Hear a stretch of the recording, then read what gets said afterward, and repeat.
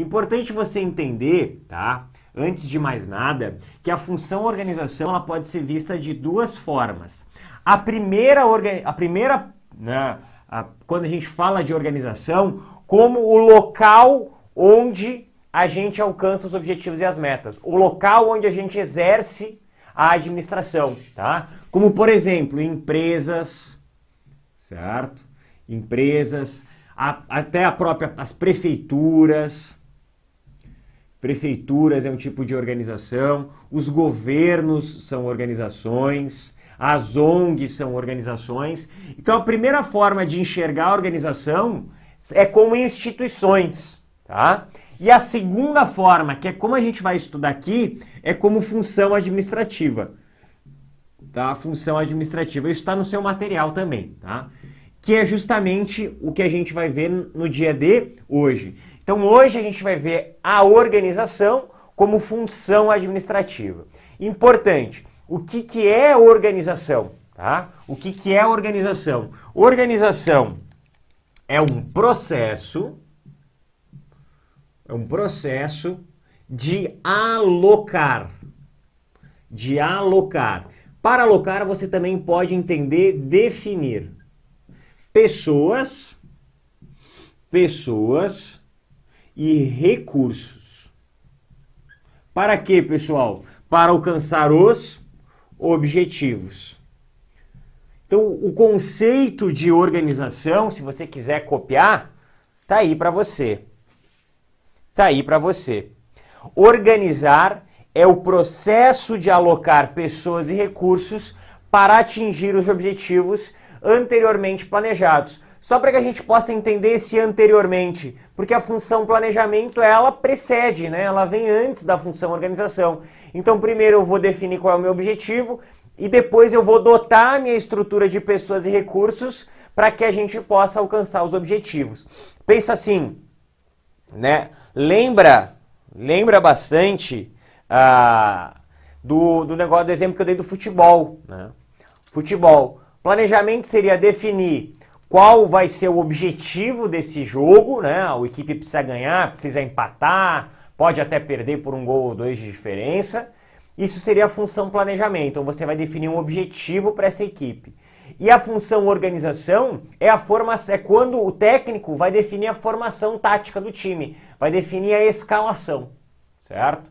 Então a formação tática é a escalação, é alocar a organização, é alocar a instituição de pessoas e recursos, alocando essas pessoas e alocando esses recursos de forma a alcançar esses objetivos. A gente também entra com a palavra processo aqui, a expressão processo, para dizer que a função organização não é uma atividade isolada, tá? Não é uma atividade isolada, e sim uma sequência de atividades que importam e importam muito, tá? Então ali logo na sua página número 4, aqui embaixo, você vai ver essa noção de organização como sistema, né, como entidade social, ou como um sentido da função administrativa, é justamente a forma como a gente vai enxergar na aula de hoje, tá? Existem diversas funções e principalmente componentes dessa função, tá? Componentes como, estão na página 5 agora, componentes como tarefas, tá, que são as atividades distribuídas dentro da organização, pessoas, os indivíduos que compõem essa organização, órgãos, que é o agrupamento de uma ou mais pessoas ali, dentro dessa organização, e, claro, as relações entre esses indivíduos, tá? Então você tem o zagueiro, você tem o sistema defensivo, você tem as tarefas que esse sistema defensivo vai desempenhar, e você tem a relação desse sistema defensivo com todo o resto do time. E aí você compõe essa organização, você compõe essa formação tática para o time alcançar os seus objetivos. Beleza? Beleza. A gente vai começar a aula de hoje, tá, com diversos grupos de conceitos. Porque esses grupos de conceitos, primeiro, são bastante cobrados em questões, tá? Principalmente para você que está estudando para institutos federais, universidades federais. E segundo, que eles são fundamentais para que a gente possa interpretar as questões mais difíceis, que eles colocam esses conceitos e pedem da gente o que esse conceito significa, ou até mesmo na hora de descrever uma questão, ele pede ali esse conceito vai te ajudar a interpretar a questão. Dois conceitos são importantes. O primeiro conceito, chamado conceito de divisão do trabalho, certo? Divisão do trabalho é o primeiro conceito importante. Quando a gente fala de divisão do trabalho, a gente tem que remontar ao início, onde antes principalmente da Revolução Industrial, os processos eram feitos todos por um mesmo indivíduo. Então lá em 1759, quando você quisesse construir um alfinete, né, lembra do alfinete que a gente tem para segurar às vezes uma roupa, uma coisa assim, né, o alfinete mesmo, você tinha 5 processos. O processo de esticar o fio de arame, o processo de endireitar o fio de arame, cortar o fio de arame, afiar uma ponta para que se tornasse o alfinete e abaloar a outra, né, que seria fazer aquela bolinha que vai em cima do alfinete ali. E aí você tem o alfinete embaixo. Então, o mesmo indivíduo, ele era responsável por todas as tarefas, tá? Então, no meu primeiro exemplo, eu tinha 5 tarefas, e essas 5 tarefas, elas eram executadas por um indivíduo, certo? Pelo mesmo indivíduo. Quando a gente teve o advento, principalmente da Revolução Industrial, a gente começou a fazer o que nós chamamos de especialização, padronização ou rotina. A gente tinha as mesmas atividades. Se você olhar aqui, você vai ver que as atividades são as mesmas, ó, exatamente iguais. Aqui a gente vai esticar, endireitar, cortar o fio de arame, afiar uma ponta e abalar a outra. A diferença que a gente tem aqui é que agora não tem mais um indivíduo, eu tenho 5. Cada tarefa é desempenhada por um indivíduo diferente. Então, no nosso segundo exemplo, com a divisão do trabalho, eu tenho as mesmas 5 tarefas. Porém, essas 5 tarefas são desempenhadas por 5 indivíduos, certo? Por 5 indivíduos. O que significa dizer que eu tenho uma maior especialização. Que é o quê? Se eu pegasse, lembra lá no prezinho, você tinha uma mesma professora para todas as matérias, correto? Lá, tia Vera, professora, a minha se chamava Natasha, professora lá do prezinho. Então você tinha lá a professora Natasha, tá? Que ela era professora de todas as matérias. Por quê? Não se exigia um conhecimento tão profundo. Conforme você vai passando, chegando lá no ensino médio, você precisa de um professor para cada matéria, porque o grau de especialização exigido é maior. Tá? Aqui eu peço que você tenha um cuidado, que é o seguinte: quando você coloca a especialização, eu vou fazer um gráfico aqui que hora ou outra aparece na sua prova. Tá? Aparece o gráfico aqui? Aparece. A hora ou outra aparece esse gráfico na sua prova. Nesse eixo horizontal é o grau de especialização.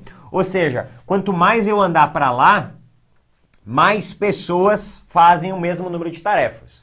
Tá? Então, quanto mais eu ando para lá no gráfico, mais pessoas fazem a mesma tarefa. E aqui, tá? E no gráfico, no eixo vertical, eu tenho a produtividade. Tá? A produtividade, o desempenho, o rendimento, a capacidade dessa organização de entregar resultados. O que acontece? Você começa a perceber que quanto mais pessoas forem fazendo e dividindo essa tarefa, melhor vai ser o desempenho. Outro exemplo, você está em casa e você vai cozinhar.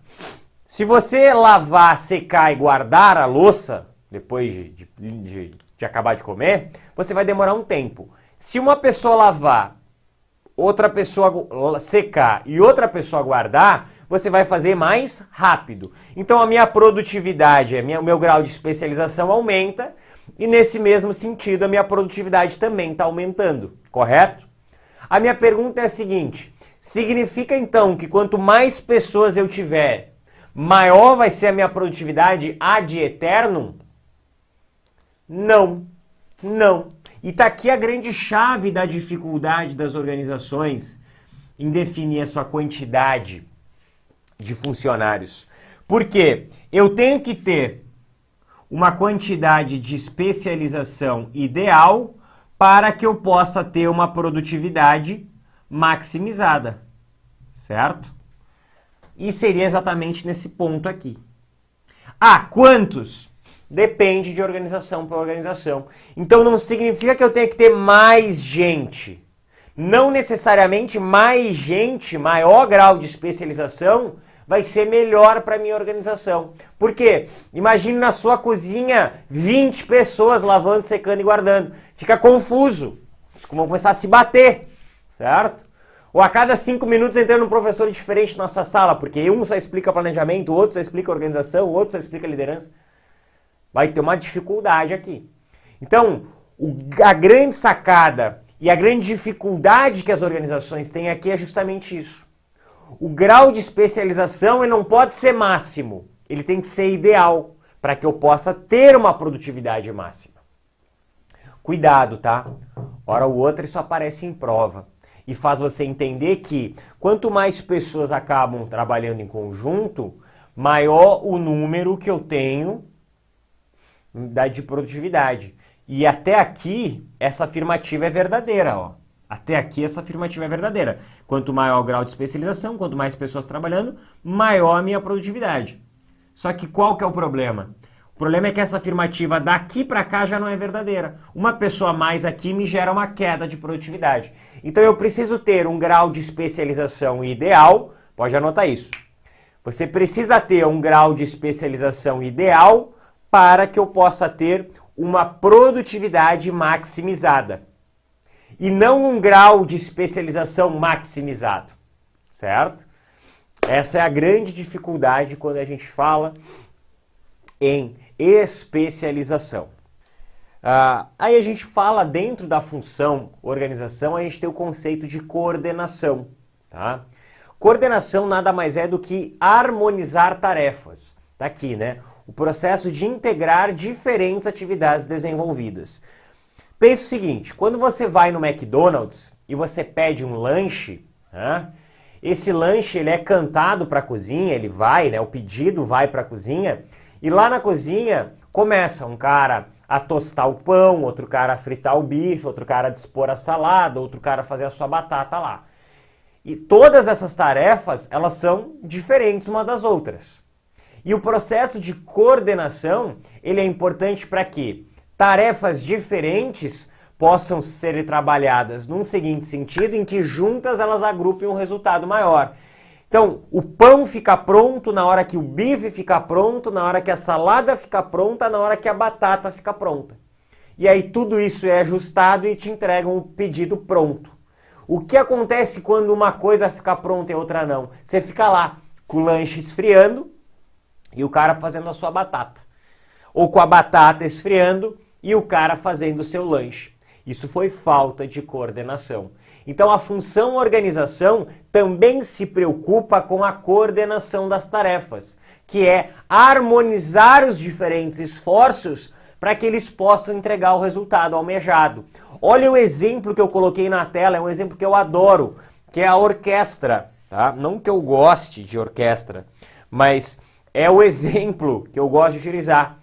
Porque, por exemplo, numa orquestra, tem um cara tocando um tambor, tem outro cara tocando um violino, tem outro cara tocando um violão, tem outro cara tocando uma flauta, cada um está tocando um instrumento que faz um som diferente.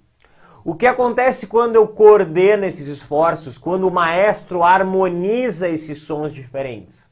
Você tem um resultado maior, que é o quê? Que é a música. Então, dentro de uma organização, de uma instituição, de uma empresa, a gente também tem essa noção. Estão ocorrendo esforços que são esforços distintos, esforços diferentes, esforços afastados uns dos outros. Mas esses esforços, o que eles acabam gerando quando estão de forma coordenada? Eles acabam gerando um resultado maior, eles acabam gerando justamente o alcance dos objetivos da organização. Então você vai ter esforços separados que precisam ser coordenados para alcançar um resultado. E esse é um dos objetivos da função organização. Suprir a organização, a instituição, dessa coordenação. E dentro de coordenação a gente tem alguns conceitos importantes, algumas estratégias de coordenação, tá? São 5 estratégias de coordenação, segundo Mintzberg, um dos autores, né? Mas 2 delas aparecem demais, então eu vou focar bastante os esforços nessas 2 primeiras e, claro, vou passar pelas demais, mas essas 2 primeiras são muito importantes, tá? A primeira delas é o ajuste ou ajustamento mútuo. É uma forma mais intuitiva e informal de coordenação. É aquela coordenação baseada no conversando, a gente se entende. Você vai jogar um vôlei de praia, você vai jogar um futebolzinho de final de semana, e aí você fala assim, irmão, eu jogo na zaga, você joga na frente, beleza, tá, vocês vão se acertando. Não existe a necessidade de uma hierarquia, não existe a necessidade de uma regra. Por isso que é ajustamento mútuo. Cada um meio que por cima, sempre questionando o grupo, se estabelece de uma forma e que consegue se organizar. Você está cozinhando com a família no final de semana, tá, eu vou cortar aqui enquanto você cozinha ali e aí você vai se acertando. É um tipo de forma mais intuitiva e informal de coordenação.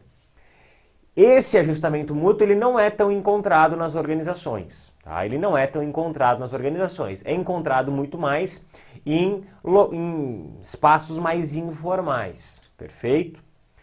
Agora, a supervisão direta, o supervisionamento direto, está ligado à visão do gerente, do supervisor.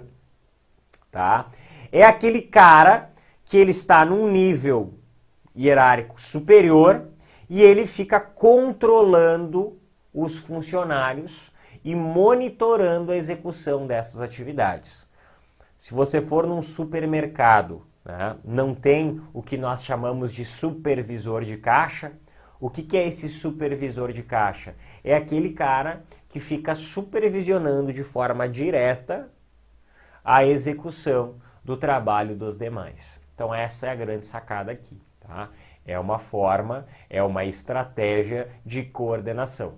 A estratégia de supervisão ou supervisionamento direto, que essa aí que está no quadro para vocês, é a mais comum dentro das organizações. Tá? É a mais comum dentro das organizações. Que é justamente essa representada pelo organograma, ela é representada de forma mais clássica, né? A gente tem uma visão dela um pouquinho mais comum de a gente perceber e encontrar dentro das organizações. Beleza, gente? Tranquilinho? Show! A padronização dos processos de trabalho são muito encontradas em unidades fabris, como por exemplo uma linha de montagem, né? Então, funilaria, pintura, quando você entra numa fábrica, quem já teve a oportunidade de entrar numa fábrica, sabe bem disso, né? Você entra numa fábrica, você vê bem a linha de montagem, tá? Onde começa a montar efetivamente aquele produto e onde que ele é entregue, e aí você tem um processo de trabalho padronizado e você distribui as pessoas de acordo com esse processo de trabalho. Beleza? Outro ponto. Padronização de resultados. Quando você define qual resultado deve ser obtido e todo mundo vai correr atrás daquele resultado. Vai ter uma meta definida. As organizações mais atuais, mais modernas, né, não tem, por exemplo, organizações mais modernas, elas não têm supervisor, são organizações mais horizontais. E não precisa muitas vezes, essas organizações remotas, principalmente, você não tem nem carga horária de trabalho. Você tem uma meta. Então o supervisor vai lá, ou o dono da empresa vai lá e descreve uma meta. Ó, você tem que fazer tanto. E através dessa meta, não importa como, você vai lá e vai fazer. Então você vai se organizar, você vai se coordenar para poder alcançar essa meta. Então seria padronização de metas. Tá? E o último tipo de coordenação é a padronização de habilidades. Tá? Quando você tem, por exemplo, uma junta médica fazendo uma cirurgia. Os profissionais são formados cada um numa habilidade e vão trabalhar em conjunto para que eles possam, cada um, fazer a sua parte. Marco, qual que é a grande diferença entre a padronização de processo e a padronização de habilidade, né? Já que ambos a gente tem aqui a noção de profissionais com habilidades e eles têm que fazer uma tarefa específica, tá? A diferença é que na padronização de processo, você tem um processo muito bem definido e você só vai distribuir as pessoas de acordo pelo processo. Na padronização de habilidades, você tem indivíduos com habilidades muito semelhantes. E aí, esses caras vão se relacionar para poder gerar um resultado maior. Na cirurgia, você até pode ter etapas, mas cada profissional sabe o momento que ele vai entrar. Então, o anestesista vai entrar, depois o cara que faz a sutura, depois o cara que vai operar, aí entra a enfermeira, aí depois, caso dê um problema na anestesia, esse anestesista volta. Então, cada um está ali atuando de forma mais independente, porém entendendo o todo. Ah, Marco, então qual que é a diferença entre a padronização de habilidades com o ajustamento mútuo? É que aqui a gente tem um objetivo comum, claro e definido, a gente tem uma estrutura formal. No ajustamento mútuo, que foi o primeiro tipo de coordenação que a gente estudou, não. Você não tem um objetivo definido, você tem uma organização completamente informal e intuitiva. Aqui já não. Tá? Aqui a gente tem um objetivo bem claro e definido. Beleza? Então aí eu vou definir dentro da função organização quem vai fazer o quê, quais são os instrumentos, quais são os recursos, quem comanda, quem é o responsável e como cada parte da organização vai trabalhar e a maneira como ela vai trabalhar. Beleza, gente? Tranquilo até aqui? Dúvidas? Dúvidas? Vou pegar a apostila de vocês aqui e a gente depois... A gente não tem especificamente essa primeira parte, tá? Dessa primeira parte a gente não tá na tua apostila de forma tão clara e tão nítida, mas eu gosto bastante de fazer. Ficou alguma dúvida, gente? Pergunta, o supervisor faz parte da organização? Faz. Faz sim, tá? Foi o Breno que perguntou. Faz sim. Fechou, gente?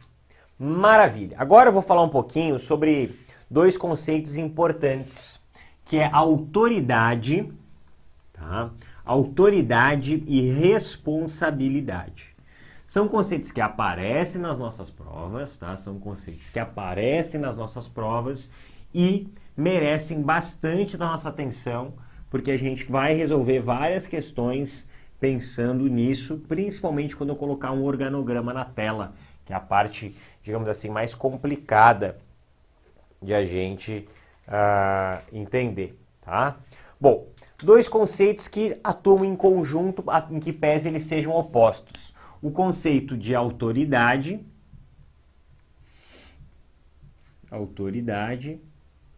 versus responsabilidade.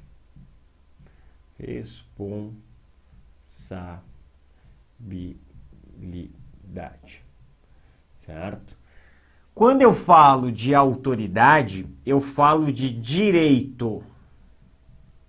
Quando eu falo de responsabilidade, eu falo de dever. Conceito. Autoridade é o direito formal e legítimo de mandar e alocar recursos. Tá? Então, o conceito de autoridade é o direito formal e legítimo de dar ordens, alocar recursos. Por exemplo, um supervisor. Um supervisor ou um gerente. Esse gerente ele tem autoridade perante o seu subordinado. Ele vai dizer, faz isso, faz aquilo, faz aquele outro, correto? Porém, na mesma medida que você tem a autoridade, você também tem a responsabilidade, que é um dever. É um dever de responder pelos atos. É um dever de responder pelo alcance ou não daqueles objetivos. Então a gente tem dois conceitos que atuam em conjunto. Se por um lado eu tenho o direito, por um outro eu também vou junto desse direito agrupar um dever. Tá? Então o direito e o dever eles acabam atuando em conjunto. Sempre que eu tiver uma autoridade relacionada a algum cargo, essa autoridade vai vir conjunta de uma responsabilidade. Tá? Então, essa autoridade também vai vir com uma responsabilidade. Vou apagar essa frasezinha aqui, que eu com certeza já sei que vocês escreveram no seu caderno, só para ficar com o nosso quadro mais limpo, tá? Não ficar muito cheio de coisa. Tá? Então, a autoridade e o direito atuam. Claro que são coisas opostas, são coisas distintas, mas elas vão atuar de forma conjunta. No momento que você tem a autoridade, você também vai ter a responsabilidade. A Marlúcia fez uma pergunta. No caso, como trabalha em uma prefeitura, nosso supervisor é a controladoria, que é o controle interno. Isso mesmo, Marlúcia. Você tem aqui no seu caso específico, né, o controle interno. Você pode também ter a força de um controle externo, mas é comum, principalmente em órgãos públicos, a presença de um controle interno, como o próprio nome propõe, dentro da própria organização, e um controle externo fora da organização, tá certo? A gente acaba tendo essas relações. Bom, quando a gente fala de uma estrutura organizacional, a gente também fala da presença do comando, tá? Comando é quando um superior emite uma ordem, transmite uma ordem. Então, a transmissão formal de um superior, de uma ordem de um superior para um subordinado, que é o que a gente chama do comando. Marco, para que eu tenha comando, eu preciso ter um superior e um subordinado? Sim. Marco, significa que um subordinado nunca vai se comunicar com o superior? Não. Significa simplesmente que qualquer comunicação de um subordinado para um superior é outro tipo de comunicação. Não é uma força de comando, tá? São coisas diferentes. Cadeia de comando é o que a gente vê justamente dentro de uma estrutura organizacional, a gente vai ver mais para frente com calma, que é onde eu demonstro aí todas as relações de comando, quem subordina a quem. A gente vai ver várias estruturas organizacionais, exemplos de estruturas organizacionais, de sistemas, onde a gente consegue perceber com bastante clareza esta cadeia de comando, tá certo? Então é bem tranquilinho a gente perceber. Quando a gente fala de amplitude administrativa, vamos lá para a página 6, pessoal, do seu material, que tem um rol de conceitos importantes, tá? Aqui embaixo, logo que ele começa a falar de estrutura organizacional, é importante que vocês façam um grifo logo na primeira linha, tá? A estrutura organizacional define toda a infraestrutura de trabalho de uma organização. A estrutura organizacional de uma empresa, ela representa o sistema que aquela empresa vai atuar, a anatomia daquela organização e a sua fisionomia, né? O que é anatomia, né? É a forma como o corpo é, a anatomia da organização e a sua fisiologia, o seu funcionamento. Então, a estrutura organizacional, visualmente, ela representa a anatomia da organização e operacionalmente, né, na operação, ela representa a fisiologia. E aqui ele traz alguns sistemas. A estrutura organizacional vai definir 4 sistemas. Primeiro sistema, sistema de responsabilidade, certo? Quem faz o que em decorrência das suas atividades. Junto com o sistema de responsabilidades, os sistemas de autoridade, constituído da distribuição do poder de decisão. Então, tu viu? Autoridade, poder de decisão. Sistemas de comunicação, resultado das interações entre as unidades, e um sistema de decisão, resultado de como as decisões são alocadas, definidas, se as decisões são mais centralizadas ou descentralizadas. A gente vai ver com isso com calma quando a gente colocar uma estrutura organizacional na tela. Vamos lá, vou desenhar um organograma para você bem simples, para que a gente possa perceber esses 4 componentes principais da estrutura organizacional. Então vou colocar uma estrutura organizacional em linha, bem simples para que a gente já possa ter uma noção da aplicabilidade disso que está no seu material e que eu estou falando aqui, tá? Primeiro sistema que está ali no seu material, tá? O primeiro sistema que ele fala, sistema de responsabilidades. Então, por exemplo, vamos supor que aqui eu tenho o diretor, tá? Tenho o diretor. Aqui eu vou ter o gerente de RH. Aqui eu vou ter o gerente administrativo. Tá? O gerente de RH, então, ele tem um rol de tarefas. Então eu percebo aqui que o gerente de RH tem algumas tarefas. Que tarefas? Plano de cargos e salários. A gente vai falar também bastante aqui no RH quando a gente fala de avaliação de desempenho e tudo mais. Então, as tarefas deles são nesse sentido. Então, ele tem responsabilidades nesse sentido. Quando a gente fala de sistemas de autoridade, poxa, ó, o diretor aqui, hein? O diretor, ele tem autoridade sobre os seus gerentes. Ele tem autoridade sobre essa cadeia de comando. Outro sistema que a gente tem aqui também, sistema de comunicação. Sistema de comunicação representado principalmente pelas linhas aqui, né? Ó, eu sei quem se comunica com quem. Sei que o diretor se comunica com os seus gerentes. Os seus gerentes, por sua vez, se comunicam com os seus subordinados. Então eu tenho essa visão aqui. Essas linhas representam isso. E o último sistema, o sistema de decisão. Essa decisão ela é mais centralizada no topo da organização ou ela é mais descentralizada, diluída por toda a organização? Quem vai dizer isso é a forma como a organização vai funcionar, a forma como o processo decisório vai ser utilizado nessa organização. Beleza? Então, voltando lá para o seu material. Então, a gente falou bastante aqui na nossa página 6 já sobre isso. Pontos importantes. Na página 7. Especialização do trabalho, ou o conceito que ele coloca aqui. Descreve o grau em que suas tarefas são subdivididas dentro da organização. Perfeito. Define o grau de subdivisão dessas tarefas. Antes feitas por uma única pessoa, hoje dividida em diversas. Certo? A departamentalização, a gente vai falar sobre departamentalização um pouquinho mais para frente. E a cadeia de comando, que vai desde o topo da organização até todos os seus órgãos, né? Determina quem se reporta a quem na empresa. Perfeito? E a amplitude administrativa ou amplitude de controle. Amplitude administrativa ou a amplitude de controle. Qual a quantidade de subordinados por chefia? Certo?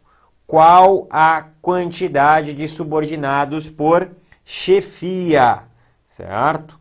Então, a gente tem uma amplitude administrativa. Olha o exemplo que ele te dá ali mesmo na apostila. Tá? A amplitude de controle ou amplitude administrativa é a mesma coisa.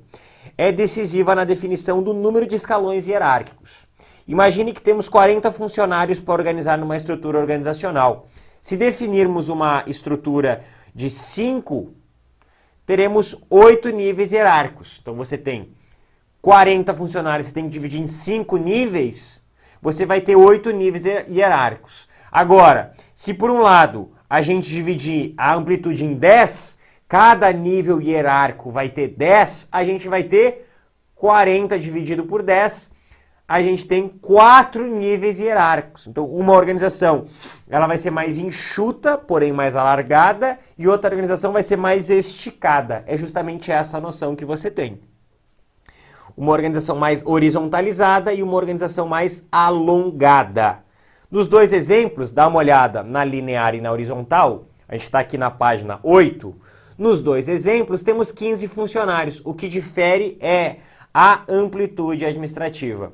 Quanto maior o número de funcionários, mais diferentes as organizações vão se trabalhando. As organizações com maior amplitude de controle, como é o caso que a gente tem na primeira, que é a organização horizontalizada, ela vai ficando mais gordinha, maior, e as que são lineares vão ficando parecendo uma pirâmide, que é o exemplo número 2 ali da sua apostila, que é uma organização linear. Então, no primeiro exemplo, a gente tem uma organização horizontalizada, mais gordinha, maior o número de pessoas sob um mesmo diretor, enquanto na estrutura linear, a gente tem um menor número de pessoas sob o mesmo diretor. As pessoas estão mais alongadas. Dá para ver com bastante clareza, você está na sua apostila aí. Nesse primeiro exemplo eu tenho uma organização mais alongada, olha na sua apostila aí, você vai ver isso com calma.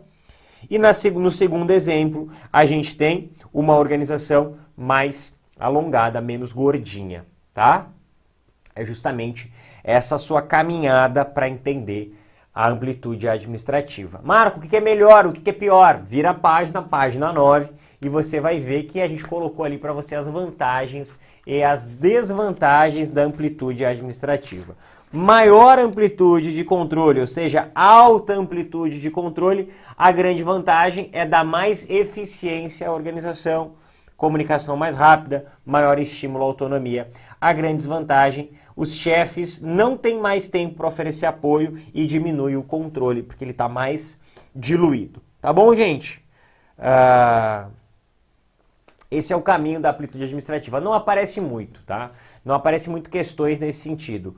Basta você olhar, quando você fala de amplitude administrativa, seguinte sentido, você vai olhar para uma estrutura organizacional. Se essa estrutura for mais alongada, mais esticada, a gente tem uma menor amplitude administrativa. Se ela for mais gordinha, a gente tem uma maior amplitude administrativa, tá bom? Então, basicamente, assim que você consegue matar as questões desse jeito. Beleza? Bora lá, gente. Bora falar sobre isso aqui, que é um aspecto muito importante. Quando a gente fala dentro da organização, a gente fala de 4 expressões e 4 termos que a banca usa e usa demais, que são centralização, descentralização, concentração e desconcentração. Muita gente acha que é tudo a mesma coisa e tá errado, tá? Por quê? Centralização e descentralização estão relacionados a uma coisa e concentração e desconcentração estão relacionadas a outra. Quando eu falo sobre centralização e descentralização, eu estou falando de posição de poder. Posição de poder. Enquanto quando eu falo de concentração e desconcentração, eu estou falando de quantidade de níveis hierárquicos. Certo? Então, quando eu falo de centralização ou descentralização, eu estou falando de posição de poder. Quando eu falo de concentração e desconcentração, eu estou falando de quantidade de níveis hierárquicos. Dá uma olhada aqui, então, nas estruturas que eu coloquei como exemplo para vocês. Estrutura número 1. Vou pegar o poder, tá? O poder está definido aqui no vermelho, e vou colocar aqui no topo, ó. Beleza. Estrutura número 2. Vou colocar o poder aqui na base, ó. Aqui na base. Estrutura número 3. Vou colocar o poder na base também. Tá? Vou desenhar aqui. E estrutura número 4. Vou colocar o poder no topo. Maravilha. Agora, quantidade de níveis hierárquicos. Basta eu contar. 1, 2, 3. 3 níveis. Vou colocar aqui do lado. 3 níveis. Número 2. 1, 2, 3, 4. 4 níveis. Beleza. 1, 2, 3. 3 níveis. 1, 2, 3, 4. 1, 2, 3, 4. 4 níveis. Beleza. Então, fiz essas duas avaliações. Avaliei a posição do poder e avaliei a quantidade de níveis hierárquicos. Agora, quando eu falo de centralização e descentralização, vamos olhar para a primeira estrutura. Tá? Primeira estrutura, o poder está onde? O poder está no topo. Opa! Poder no topo, pessoal, centralizado ou descentralizado? Centralizado. Beleza. Quantidade de níveis hierárquicos. São poucos níveis ou são muitos? Poucos. Então, concentrado. É centralizado porque o poder está no topo. É concentrado porque eu tenho poucos níveis organizacionais. Eu tenho uma organização enxuta. Vamos para a próxima. Estrutura organizacional com o poder na base. Poder na base. Centralização ou descentralização? Descentralização. Fala alto. Beleza. Quantidade de níveis hierárquicos. Poucos ou muitos? Muitos. Logo, desconcentração. Perfeito. Eu fiz até aqui. Agora eu quero que vocês façam essas duas junto comigo. Vamos lá. Número 3. Centralizada ou descentralizada? Fala alto. Centralizada ou descentralizada? Descentralizada. Por que que é descentralizada, pessoal? Porque o poder está na base. Muito bem. Concentrada ou desconcentrada? Muitos níveis ou poucos níveis? Poucos níveis. Logo, centralizada? Não.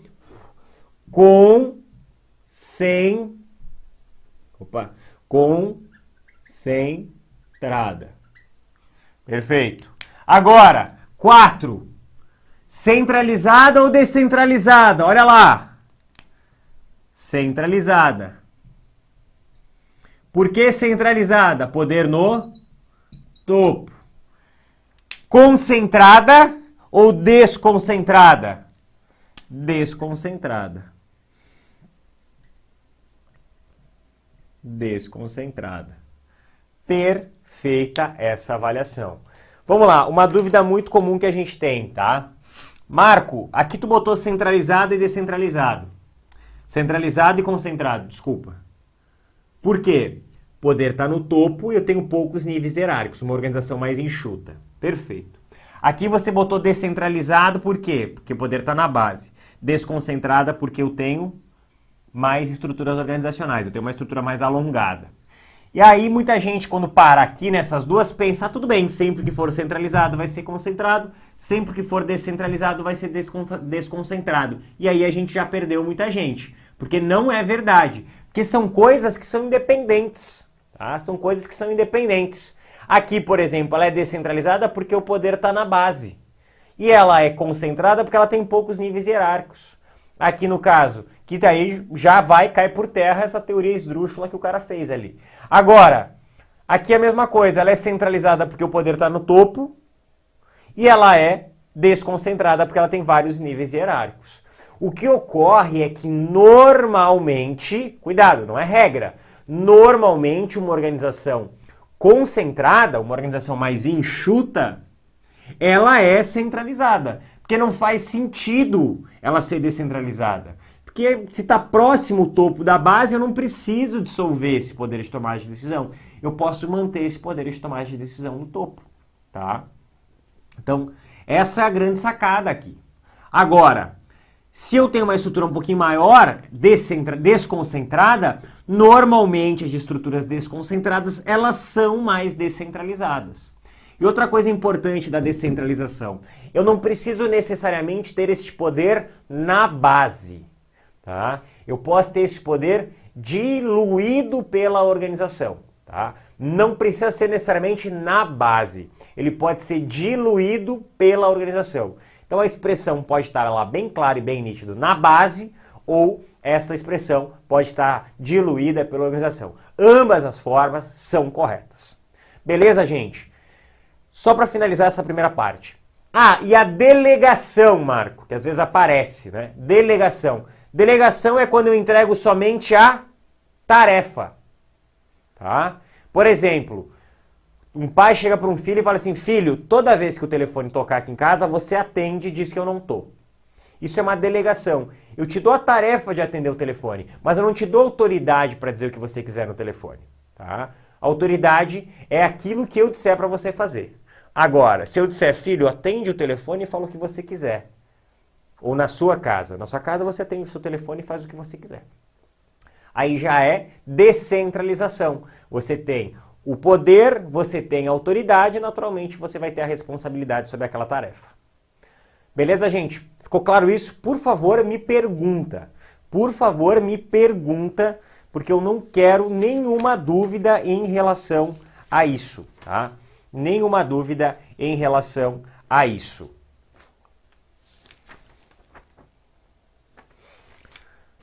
No seu material, você tem as vantagens da centralização e as desvantagens da centralização. Página 11, tá? Na página 11 tem lá, vantagens da centralização, que seria basicamente uma estrutura assim. Uma visão mais global, por quê? O tomador de decisão ele está no topo da organização, perfeito? Por ele estar no topo, ele consegue enxergar a organização como um todo, então ele tem uma visão mais global. Tomadores mais habituados, tomadores de decisão mais habituados com o processo decisório, normalmente o indivíduo que está numa postura de diretor, ele está mais acostumado a tomar decisões. Então ele está mais habituado, diferente às vezes de um operário. Decisões mais consistentes. Lembra quando a gente falou de planejamento? Lá no planejamento, o que acontecia? O planejamento estratégico era aquele planejamento focado no longo prazo. Então você tem decisões que estão mais alinhadas com os objetivos estratégicos da organização. As principais desvantagens. Essa primeira que está aqui é a mais comum. As decisões são mais demoradas. Pensa numa estrutura como essa, tá? Uma estrutura como a 4 aqui. A decisão está no topo, ela é centralizada. Quanto tempo vai demorar para uma decisão que é tomada aqui chegar aqui? Ela sai daqui, vem para cá, que vem para cá e que só depois vem para cá. Então as decisões tendem a ser mais demoradas. Por isso que é comum hoje, a tendência é que as organizações mais desconcentradas tentem fazer uma descentralização maior de decisão. Porque se manter a centralização, a tendência é que seja muito demorada. Tomadores de decisões estão mais distantes da situação envolvida, a situação ocorre aqui e a decisão é lá no topo, acabam não tendo uma visão de realidade. Quem nunca trabalhou num lugar onde o que era determinado pela gerência ou pelos diretores era muito longe da realidade, ou seja, o diretor não estava lá no dia a dia para saber como as coisas realmente aconteciam. E a informação disponível são limitadas ou de baixa qualidade justamente por esse distanciamento. Em relação à descentralização, temos vantagens e desvantagens também. Página 12, vantagens e desvantagens também. A grande vantagem da descentralização, você basicamente vai pegar o que é vantagem da descentralização é desvantagem da centralização e assim ao contrário, né? Mas vamos lá. Vantagem da centralização, o tomador de decisão está mais próximo das situações, então eu estou aqui no dia a dia, eu consigo tomar as decisões baseadas mais na realidade. Estimula o senso de responsabilidade, independência e participação, principalmente se está dissolvido, né? Principalmente se essa responsabilidade está dissolvida pela organização. Todo mundo é corresponsável pelo resultado final e mais informações de melhor qualidade justamente por essa proximidade. Tá? Principais desvantagens. Falta uma certa uniformidade, porque esse lado aqui pode tomar a decisão de um jeito, esse lado aqui acaba tomando de outro. Porque eles estão em posições distantes da estrutura organizacional. Tá?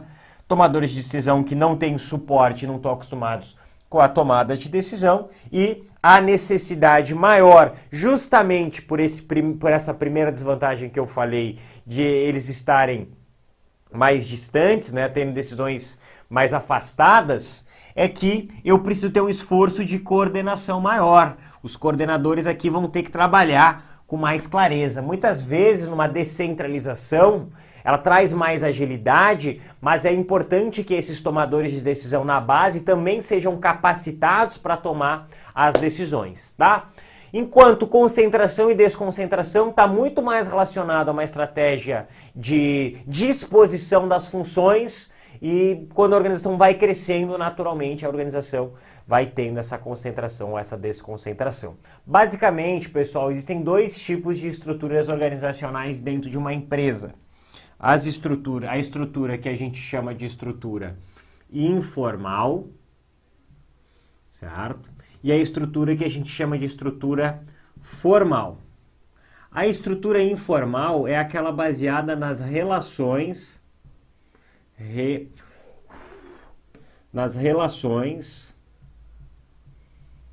de amizade ou afinidade, certo? Importante, a estrutura informal, ela não tem representação gráfica, tá? Não tem representação.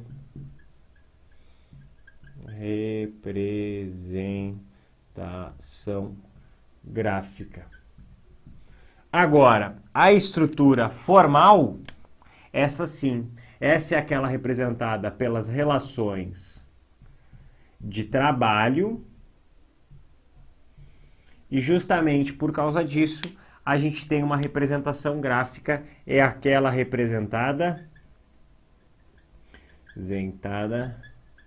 pelo organograma. Certo? É aquela representada pelo organograma, tá? Então a gente tem dois tipos de estruturas organizacionais, a estrutura informal e a estrutura formal. A estrutura informal é aquela representada pelas amizades que a gente tem. Por exemplo, no Focus Concursos. No Focus Concursos você conhece, tem um professor Pequeno, gosto muito do professor Pequeno, a gente é um amigo, a gente era colega de trabalho e nos tornamos amigos. No Energia, a gente tem um professor Thales, tem um professor Luiz, tem um professor... Tem vários professores no Energia que são meus amigos, né? O professor Léo, são pessoas que trabalharam comigo, fizeram parte de estruturas formais comigo e eu acabei virando amigo deles, certo? Então, a gente tem a estrutura informal com as relações de amizade. Não tem nenhuma representação gráfica. Diferente da estrutura formal. Na estrutura formal, a gente tem as relações de trabalho e essas relações de trabalho são representadas pelo organograma. O diretor, o gerente e os seus subordinados. Aqui a gente tem o organograma. E é justamente isso que a gente estuda, tá? Quando a gente fala de estruturas organizacionais na função organização, a gente estuda as estruturas organizacionais formais, porque a gente estuda os tipos de organograma. Show! Então a gente vai falar a partir de agora sobre os tipos de estrutura organizacional, os tipos básicos dessas estruturas organizacionais. É muito importante você entender que as estruturas organizacionais se dividem em formal e informal, conforme eu falei, e que em uma estrutura organizacional a gente vai ter diversos elementos, tá? Por exemplo, a divisão do trabalho, mostrando os cargos e o que cada um deles faz, a relação de supervisão, aqui novamente, né? Quem se reporta a quem, os canais de comunicação, que são as linhas que vão representar como que essa comunicação flui dentro da organização, as subdivisões principais, que a gente vai chamar depois de departamentos, e aqui tá meio apagado, me perdoa, né? Tá meio borrado, os níveis hierárquicos, a quantidade de níveis hierárquicos e as posições desses níveis hierárquicos. É importante você perceber que a gente vai estudar as estruturas organizacionais formais, que são aquelas representadas em um organograma. A perguntinha básica é a seguinte, Marco, o que é um organograma? Organograma nada mais é do que um gráfico, tá? Do que um gráfico.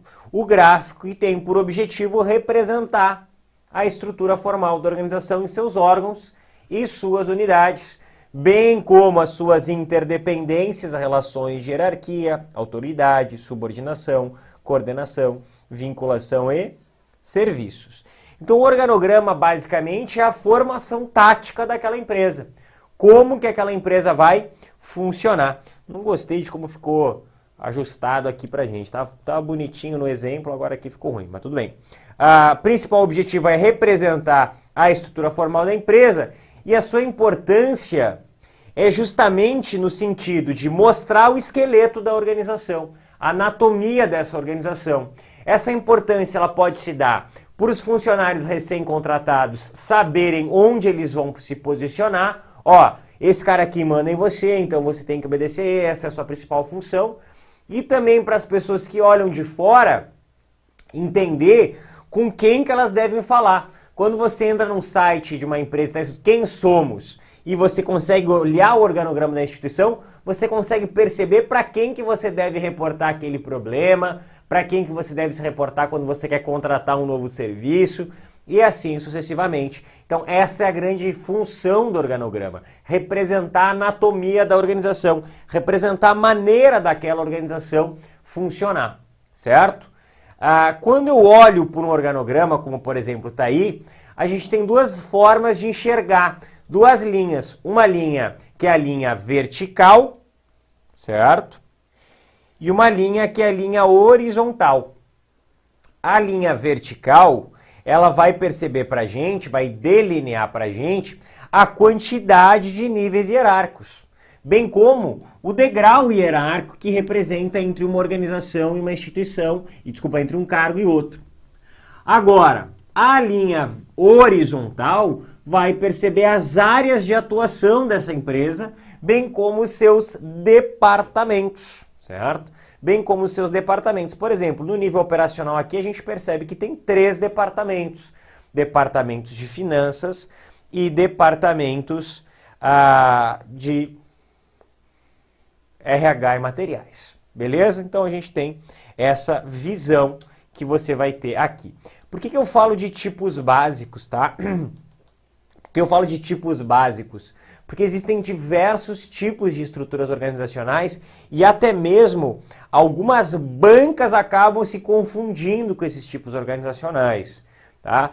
Normalmente, a gente acaba confundindo os tipos de departamentalização com os tipos de estrutura organizacional. Tá? Então é muito importante que você localize. Por isso que eu gosto mais de falar sobre estruturas organizacionais antes, porque elas aparecem mais do que as departamentalizações. Então, primeiro eu vou explicar estruturas organizacionais, os tipos de organograma, e depois eu vou exemplificar para vocês algumas departamentalizações de como elas funcionam. A gente vai ser bem fiel ao que está na sua apostila nesse caminho, por quê? Claro que eu vou colocar as imagens aqui na tela, porque é importante que você visualize os gráficos, visualize os organogramas.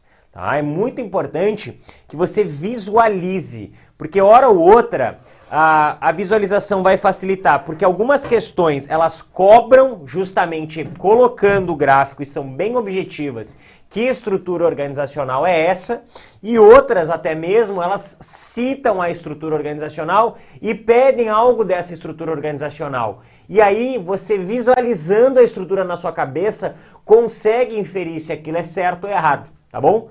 Então pega a sua apostila, página 21 ali embaixo, e a gente já vai para a página 22 aqui, ó, organização linear, certo? Linear. E a gente já parte daqui também para a linear. Principal característica da organização linear, tá? Principal característica da estrutura linear. Opa. Olha lá aqui no cantinho para você. Olha lá aqui no cantinho para você. A gente tem essa gerência geral e a gente tem as posições para cá. Características. Uma autoridade linear única, ou seja, quanto mais eu subo na estrutura organizacional, maior a minha hierarquia, quanto mais eu desço, menor a minha hierarquia. Ela tem esse formato piramidal, ó, um formato piramidal bem clássico, uma decisão formal e, principalmente, uma comunicação linear. A fala com B, B fala com B1. Vantagens e desvantagens desta estrutura.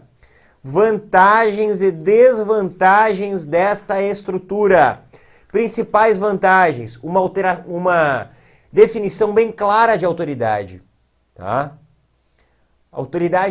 Uma definição bem clara. Se eu disser para você, amigo, você vai ser contratado e vai ficar no C3, fica bem nítido para você onde é que você vai trabalhar. Estrutura simples, fácil de compreender. Desvantagem, centralização muitas vezes excessiva. Esse chefe que está aqui em cima, ele acaba sendo generalista demais, exercendo o que nós chamávamos de autocracia. Tá? Pode se tornar autocrática, auto próprio, kratos, poder. As comunicações, justamente por serem lineares, elas podem demorar demasiadamente para acontecer. Esse tipo de estrutura, ela é muito indicada em pequenas organizações, estruturas familiares. Conforme as organizações vão crescendo, a tendência é que a gente tenha um outro tipo de estrutura aqui, tá bom? Próxima estrutura. Vamos para lá. Entendemos isso? Próxima estrutura. Estrutura funcional. A estrutura funcional, eu não ajustei de acordo com a apostila, vocês me perdoem, tá? A estrutura funcional está na página 25. Tá? A estrutura funcional está na página 25.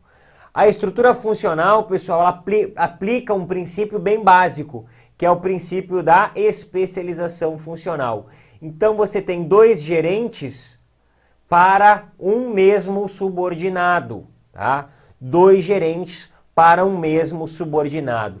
O exemplo que eu gosto de dar aqui, tá, é o exemplo de um atleta. Você pega um atleta, o atleta ele tem 2 tipos de técnico, um preparador físico e um preparador técnico.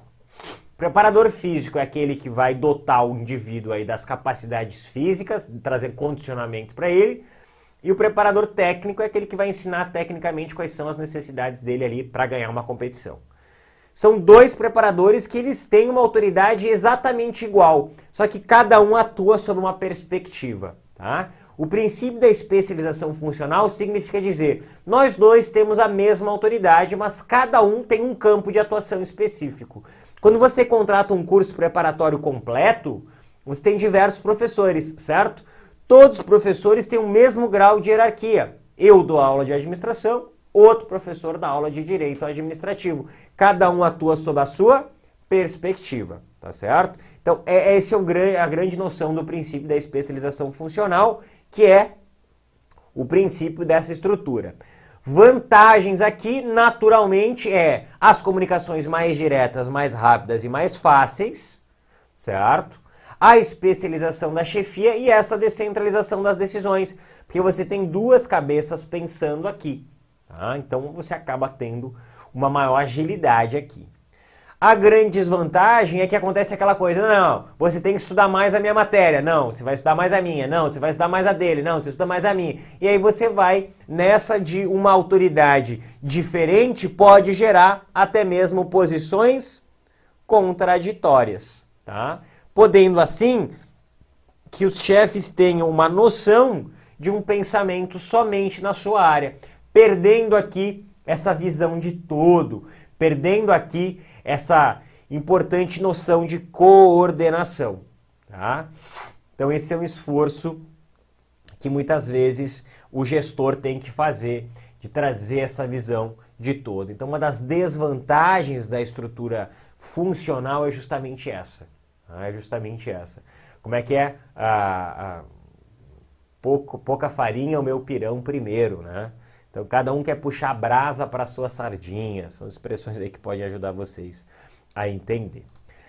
Outro exemplo, o exemplo de linha e staff. Tá? A estrutura de linha e staff, que basicamente é a combinação entre 2 elementos. Você tem a autoridade em linha e você tem a presença desse staff aqui do seu lado. Tá? O que seria esse staff? Nada mais é do que uma assessoria. Importante, tá? Você tem aí no seu material diretoria, assessoria jurídica, lá na página 24.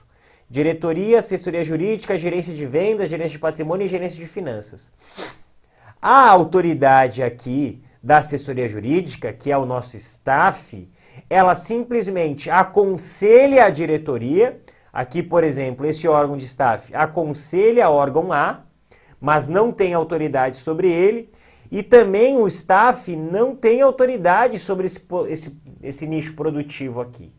Tá? Não tem autoridade sobre ele. Então o staff simplesmente serve como um aconselhamento técnico em alguma área.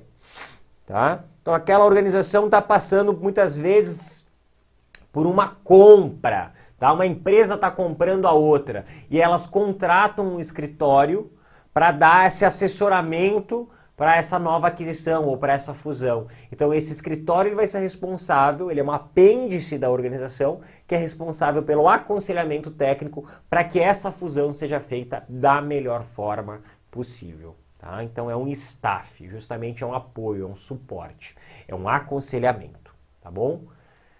Estrutura divisional. A estrutura divisional na sua apostila, ela está lá na página 26, tá?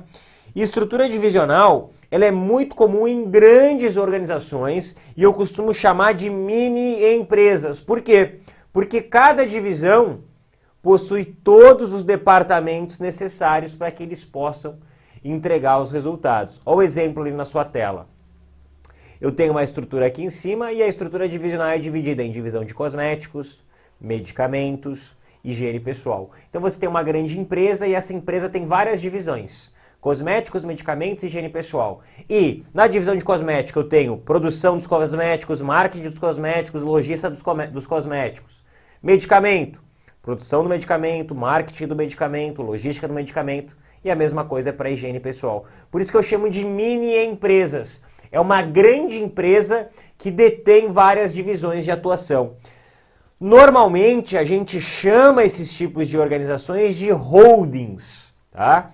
Holdings são empresas que controlam outras empresas, tá? Então é uma estrutura divisional, porque você tem um grande grupo que detém a maior parte das tarefas específicas, principalmente de finanças e RH e a gestão em si, e eles entregam cada empresa simplesmente com aquilo que é necessário para o funcionamento daquela organização específica. Eu chamo de mini empresas porque é uma grande empresa que tem várias divisões, vários departamentos, e cada departamento se comporta como uma empresa independente nesse caso, tá certo? É muito comum às vezes você ver uma marca que tem dois produtos diferentes, né? A Unilever ela produz sorvetes da Que Bom, por exemplo, e a mesma Unilever produz shampoos. Claro que são divisões completamente separadas, não é na mesma fábrica que se faz sorvete e se faz shampoo, né? Então, cada um faz uma atividade separada, mas a Unilever é uma empresa como um todo que tem suas divisões de sorvete e divisões de shampoos e higiene pessoal, tá certo? Então, é um exemplo desses, tá? Outra estrutura matricial, tá? Matricial significa dizer o quê? Significa dizer que eu tenho... O que é uma matriz, tá, pessoal? Uma matriz é algo que tem duas linhas, tá? Uma linha vertical e uma horizontal. E as posições são representadas em grade aqui. Tá? Então, eu tenho dois critérios de departamentalização. Um critério vertical e um critério horizontal. Normalmente, quando ele falar de dois critérios de departamentalização, ele vai falar de funcional e por projeto. E no critério por projeto, ele vai falar de organizações que têm departamentos com tempos de duração limitados, tá? Porque o projeto ele tem um tempo de duração limitados. Então, a matricial tem um grupo, nesse caso, que pertence ao projeto 1 e está subordinado ao órgão B. Aqui também, um grupo que ele chama de grupo C1, porque ele está subordinado ao órgão C do projeto 1. É igual jogar batalha naval, tá, pessoal? Quem já jogou batalha naval quando era moleque, sabe disso, tá? Quem já jogou batalha naval sabe bastante disso, né? Você tem uma estrutura que é voltada por uma letra e por um número. A mesma coisa funciona na estrutura matricial, tá? Você tem uma posição baseada na posição, um número, uma letra, baseada na posição dele na organização no sentido vertical, como seria aqui, e outra no sentido horizontal. Esse mesmo cara faz parte de um projeto, então ele está dentro da organização e acaba focado nessa área. Beleza? Beleza. Perguntinha aqui. A organização divisional seria o caso de unidades de negócio?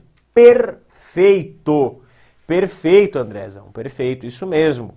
Quando a gente fala de estruturas divisionais, a gente fala de unidades estratégicas de negócio. Cada unidade estratégia de negócio se representa normalmente numa divisão, tá? Isso mesmo. Tanto que Porter, quando vai fazer aquela análise que ele fez, que a gente estudou, ele vai falar justamente isso. Qual a divisão que está funcionando melhor? Qual a unidade de negócio que está funcionando melhor? Porque eu entender que a empresa está funcionando bem, perfeito. Mas dentro disso funcionando bem, o que está indo bem e o que está indo mal? O que está indo acima da média e o que está indo abaixo da média? Tá? Basicamente nesse sentido.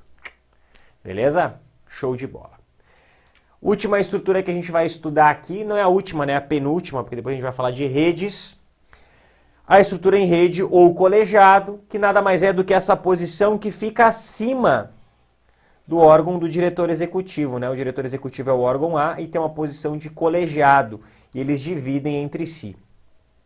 Principais vantagens. O executivo ele acaba tendo uma visão mais global, porque imagina, ele está numa posição supraestratégica, acima do nível estratégico. Promove uma continuidade interessante das políticas da organização, porque os cargos do colegiado, eles demoram muito para serem alterados. Então, o indivíduo muitas vezes faz parte do colegiado durante anos. Tá? E as decisões são mais ponderadas por quê, pessoal? Porque são várias pessoas que acabam tomando a decisão. Tá?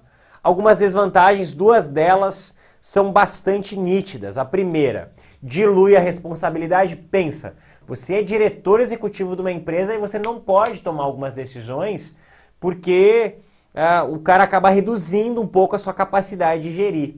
Então acaba reduzindo esse poder de decisão do diretor executivo e dilui a responsabilidade porque o erro é do colegiado todo. Não consigo definir quem foi o erro. Então acaba diluindo essa responsabilidade também. E retarda o processo decisório, com certeza, porque esse conselho, na melhor das hipóteses, vai se reunir uma vez por mês. Então, a tomada de decisão acaba sendo, aquela decisão que poderia acontecer aqui agora, acaba demorando a acontecer. Tá?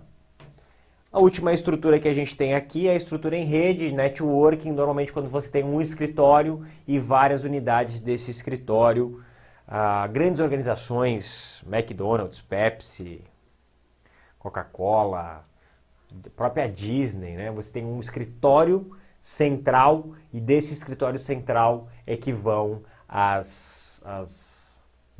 que eles dividem as ideias. Organizações como, por exemplo, o Subway, né? Tem uma cozinha central. A cozinha central ela passa nos distribuidores e distribui os produtos. Os produtos não são feitos lá, né?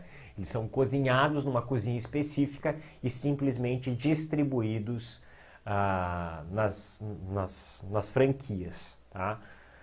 Tem outras organizações como Mini Calzone, tem várias organizações, China Box, né? Franquias normalmente de alimentos, já vêm as coisas porcionadas e simplesmente elas são distribuídas. Então essa é a estrutura em networking. Quando eu tenho uma operação centralizada em algum local e essas organizações estão espalhadas. Alice, no caso de projetos, a cada novo projeto é formada uma nova equipe. Cada novo projeto é formada uma nova equipe, Alice. Por exemplo, curso preparatório, tá? Curso preparatório. Eu dou lá aula de administração, aí tem professor de direito administrativo, professor de constitucional e tudo mais. Cada curso, para cada prova específica, é um projeto, certo? Porque o curso ele tem começo, meio e fim. Então logo você faz a prova, logo depois que a gente corrige a prova para vocês, acabou aquele curso. Certo? Acabou aquele curso intensivo, digamos assim, focado naquele edital, correto? Então, às vezes, acontece que eu sou professor de administração, às vezes eu vou ser escalado, por exemplo, eu fui escalado para o curso da Polícia Federal, porque apareceu arquivologia, mas não fui escalado para a Polícia Rodoviária Federal, porque não passou a minha disciplina. Então, às vezes eu estou no curso, às vezes eu não estou. Eu faço parte da organização, sou professor de administração, então eu estou lá na estrutura organizacional da empresa como professor de administração. Em alguns projetos eu estou e outros não. Então essa é a estrutura matricial. Em alguns projetos você vai me ver, em outros projetos você não vai. Certo, Alice? Tranquilo? Maravilha, gente. Tranquilo? Então, basicamente, essas são os tipos de estruturas organizacionais que a gente vai trabalhar e que a gente já trabalhou, tá? A gente vai falar sobre os critérios de departamentalização, tá? Deixa eu só voltar aqui para quando a gente fala de departamentalização, para te passar bem a página e ficar bonitinho aqui. Página 13, tá? Importante. O que é departamentalização? Tá? Vamos lá. Departamentalização. O que é departamentalização, pessoal? É nada mais do que a divisão da organização por algum porquê, por algum motivo, por algum critério. Então eu vou dividir a minha organização a organização ou a empresa por algum critério. E é justamente o que a gente estuda aqui no fundo, não é bem a departamentalização, mas sim os critérios de departamentalização. O que mais aparece na sua prova são justamente os critérios de departamentalização. É justamente isso que mais aparece, tá? Então vamos lá para a sua apostila, página 13. A primeira departamentalização é a departamentalização funcional, tá? Primeiro critério de departamentalização é a departamentalização por função ou funcional, que é aquela assim, RH, administração, vendas, compras, certo? Materiais, produção. É quando eu vou departamentalizar a empresa de acordo com a função administrativa, certo? Quais são as vantagens? Quais são as vantagens? Primeiro, promoção de economia de escala, porque os conhecimentos, as máquinas especializadas vão estar num determinado local. As pessoas que mais entendem de gestão de pessoas estão no departamento de gestão de pessoas. As pessoas que mais entendem de finanças estão no departamento financeiro, certo? Baixa propensão a conflitos, perfeito, tranquilo isso. E, principalmente, pessoal, em algumas organizações, na maioria das organizações, aliás, você vai ver esse critério de departamentalização em algum nível. Tá? É um dos níveis mais comuns. Eu posso ter diversos níveis, critérios de departamentalização em cada departamento. Cada departamento pode se departamentalizar da forma que ele quiser. Mas, normalmente, logo abaixo do nível de diretor, você tem a departamentalização funcional. Tá? É muito comum isso. Desvantagens. Desvantagens. Uma das principais desvantagens da departamentalização por função ou funcional é justamente assim como a gente tem no critério no tipo de estrutura organizacional, você ter uma visão de departamento meio fechada. Então eu acabo focando excessivamente no meu departamento e perco um pouco a visão do todo. A visão do departamento como um todo. Beleza? Então tá aí. Olha a questãozinha que a gente teve no TCE aqui de Santa Catarina, Tribunal de Contas do Estado. Caso decida departamentalizar a sua organização para aumentar a cooperação interdepartamental e diminuir os níveis de especificidade do trabalho, o gestor deverá, primordialmente, adotar a departamentalização funcional, na qual cada departamento corresponde a uma função principal. Por que esse gabarito está errado? Porque, sim, a departamentalização vai ter especialistas, mas não é adequado quando eu preciso ter coalizão, tá? A departamentalização funcional, ela acaba gerando uma visão míope de departamento. Cada departamento acaba pensando mais em si.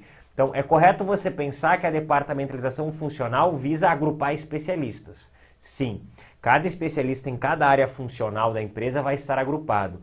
Porém, esse agrupamento faz perder um pouco essa noção interdepartamental. Beleza? Maravilha. Outra departamentalização por processo ou por fase do processo, página 15. Tranquilíssima essa, né? É a unidade fabril. Olha ali o exemplo. Montagem do chassi, montagem do motor, instalação de portas, pintura, instalação de rodas, lavagem, lixamento, pintura e transporte para vendas. Então, a organização que era departamentalizada de acordo com o processo produtivo. Então, todo mundo que monta chassi fica num lugar, todo mundo que monta motor fica outro e assim sucessivamente. A grande vantagem aqui é que eu passo aí sim a ter uma visão de processo, uma visão mais horizontalizada. Cada um fica responsável por cada tarefa. Então é muito comum que em uma organização eu tenha assim, ó, o diretor da empresa, aí diversos departamentos, estabelecidos aqui por critério funcional de departamentalização. Então você tem lá o departamento administrativo, o departamento de RH, por exemplo, e o departamento de produção.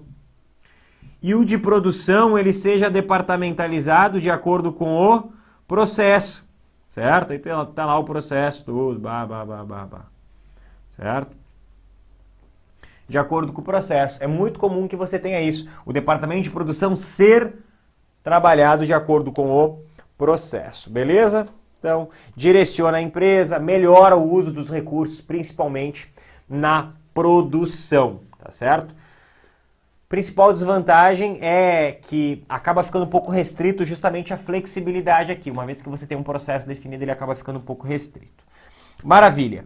A outra departamentalização por produto ou serviço. Pensa no supermercado, né? O supermercado é uma mega departamentalização por produto. Você tem os congelados num lugar, você tem os pães no outro, você tem as carnes no outro, e essas frutas, e essa departamentalização por produto permite, naturalmente, um melhor uso das instalações do supermercado. Né? Porque tu imagina, os congelados estão aqui, então eu já coloco tudo que está congelado aqui próximo dos freezers. As carnes estão aqui, então eu já coloco tudo próximo do açougue. Os pães estão ali, então eu já coloco tudo próximo dos fornos aqui. Então, você consegue agrupar os produtos da melhor forma possível. Então, a departamentalização por produto, nesse caso, é um grande exemplo, é o supermercado, naturalmente, né? Uma das principais vantagens propicia a alocação de capital, de conhecimento e principalmente de instalações, no caso do supermercado, aos produtos desejados. A grande desvantagem é que, por exemplo, por eles fazerem essa questão da padaria, eles acabam tendo que escolher. E os laticínios eu boto onde? Eu boto perto dos freezers aqui nos congelados ou boto lá perto da padaria? Às vezes eu acabo tendo que duplicar, mas isso é um detalhe que acaba sendo contornado sem muita dificuldade. Tá? Então, departamentalização por produto ou serviço. Departamentalização por projeto. Ocorre muito, sabe aonde? Quem já trabalhou em empresas de marketing, né? Aquelas empresas, agência de publicidade, tem um cliente, o produto do projeto tal, projeto do cliente X, projeto do cliente Y, porque ele tem um começo, um meio e um fim, tá? Outro tipo de departamentação por projeto que se tem muito é na administração pública, os projetos que são voltados com algum interesse que tem início, meio e fim, é um projeto. Importante, na departamentalização por projeto, você tem departamentos com tempos de duração limitados, porque o projeto ele tem um tempo de duração limitado. Então você consegue alocar os esforços, muitas vezes de diversos especialistas, mas você tem que ficar num esforço contínuo para realocar aquelas pessoas uma vez que o projeto ele vai acabar, tá certo? E acaba gerando até um certo risco na departamentalização por projeto. Departamentalização por clientela, pessoal. Quando eu falo de bancos, você entra no banco, você pode ser pessoa física ou pessoa jurídica. Como pessoa física, você pode ter a pessoa com pouco dinheiro lá, o universitário, o médio dinheiro e o banco select, personalité, estilo, biga, certo? Então, para cada um desses clientes, você tem um serviço a oferecer. Você tem um rol, um mix de produtos. Tá? A mesma coisa é quando você entra você vai estar no aeroporto, né? Então tem a fila, o cara que comprou lá a classe baixa, o cara que comprou a classe executiva e o cara que comprou a primeira classe. Então, de acordo com o cliente, ele vai receber um tipo de atendimento específico, porque o cliente que recebeu um atendimento, que gastou um pouco mais de dinheiro aqui, merece um pouco mais de atenção, tá? Outro tipo de departamentalização por base territorial ou geográfica. Tá? A departamentalização geográfica é aquela departamentalização onde a organização vai se dividir de acordo com a região. Tá? Por exemplo, o setor de distribuição de roupas, né, de produtos, de lojas como Renner, utiliza esse critério de departamentalização geográfica. Porque imagina, em julho, que temperatura faz no norte e nordeste do Brasil e que temperatura faz no sul do Brasil?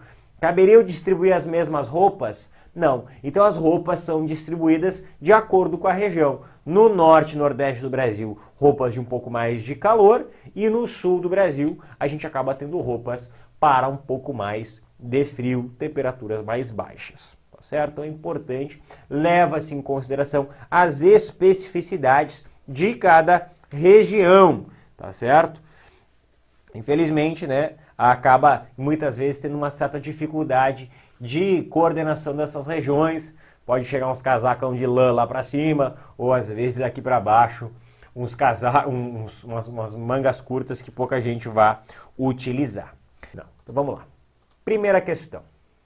A falecida ESAF ali, né?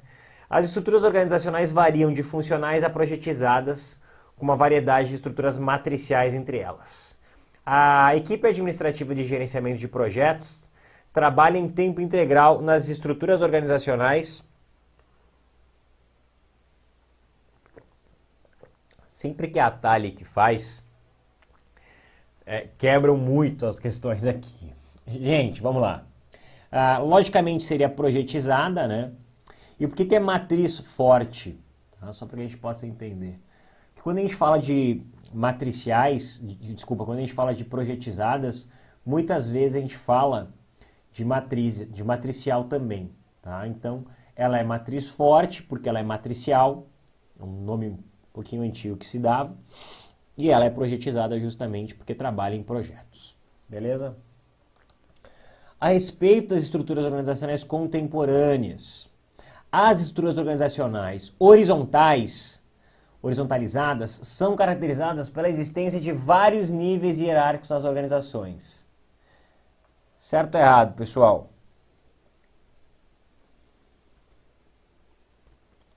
Certo ou errado aqui?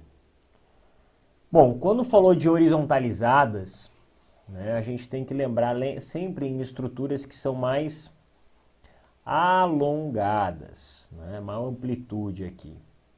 Por serem mais alongadas, naturalmente a distribuição está no mesmo nível hierárquico, logo elas são com menos níveis hierárquicos na organização e não com mais, como a banca propôs. Tá? Então, o correto seria estruturas organizacionais horizontalizadas são caracterizadas pela existência de menos níveis hierárquicos e não de vários, ou de alguns, de poucos níveis hierárquicos.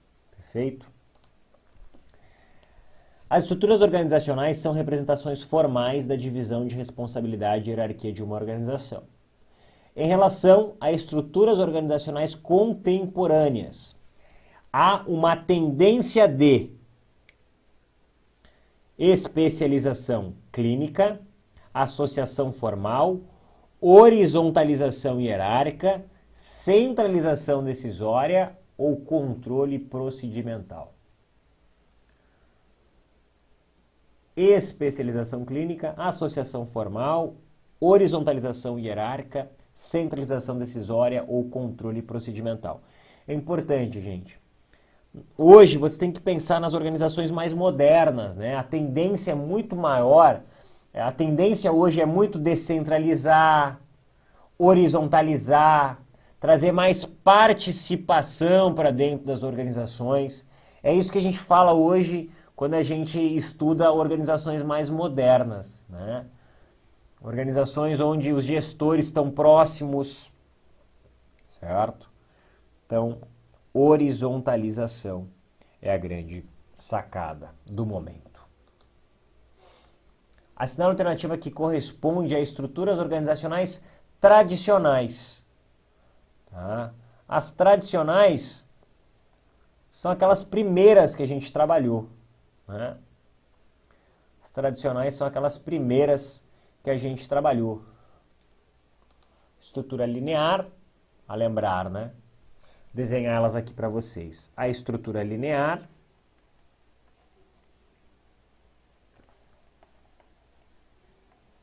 Esse aqui é o exemplo de estrutura linear. A estrutura funcional.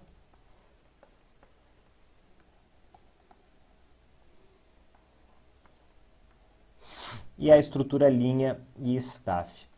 Por que ela chama linha e staff? Porque se você tirar o staff, ela se torna uma linha. Se você tirar a estrutura de staff, ela vai se tornar uma linear. O que caracteriza o staff? Justamente isso aqui, tá? A bolinha ali não faz parte da estrutura, tá? Fui eu que grifei. Certo? Maravilha.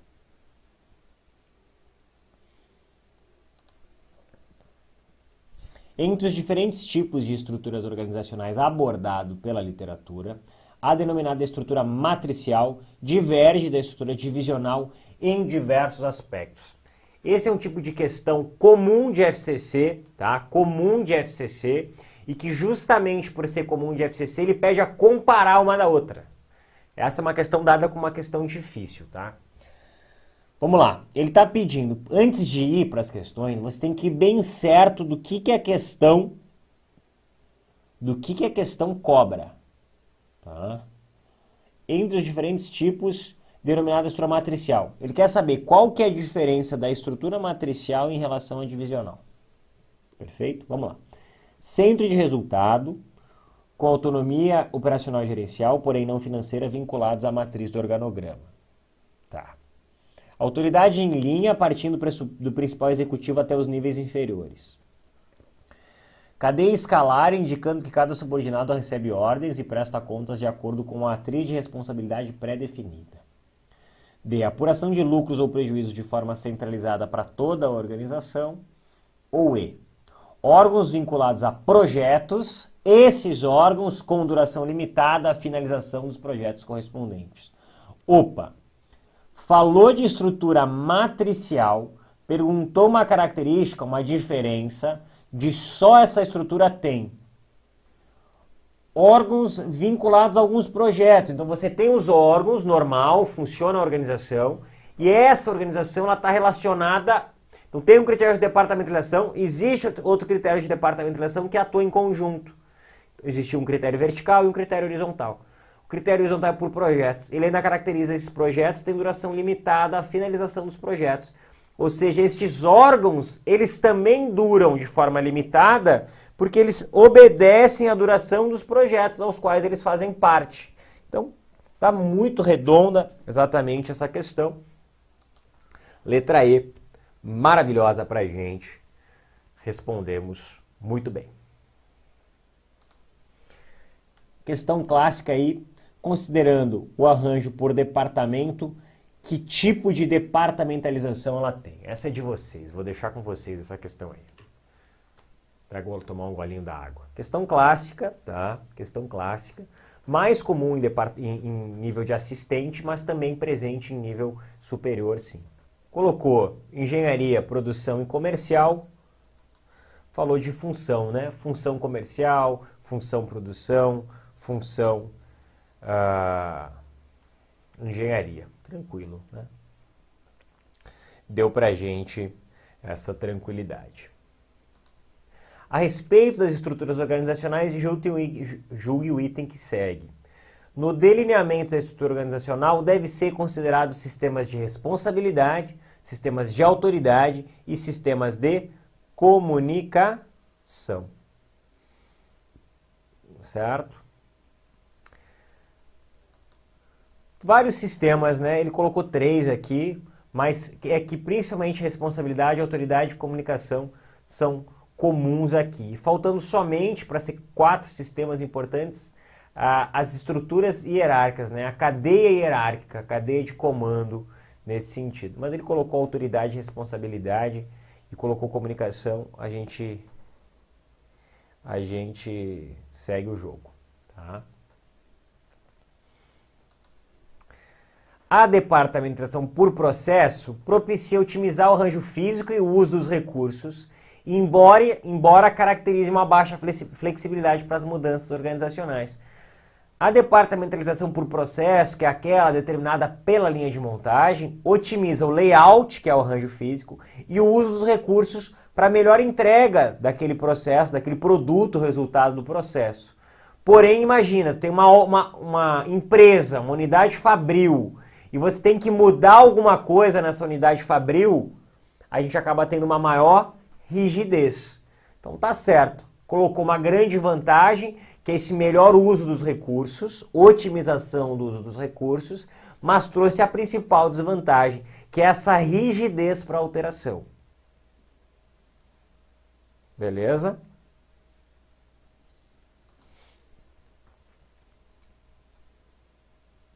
A respeito das estruturas organizacionais, julgue o item que segue. À medida que um funcionário ascende, ou seja, sobe na estrutura organizacional, torna-se menor a sua amplitude de controle sobre seus subordinados. Certo ou errado? À medida que eu subo, qual é a minha amplitude de controle?